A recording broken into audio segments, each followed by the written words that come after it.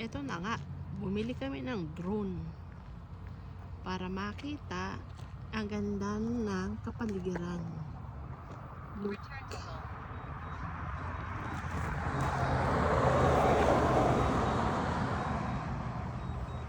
Kaso nga lang, sa sobrang taas, nakakatakot.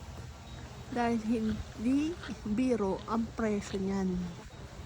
Ayan na, mababa na siya. Ayan.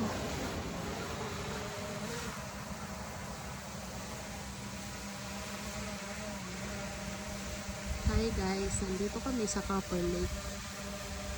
At eto,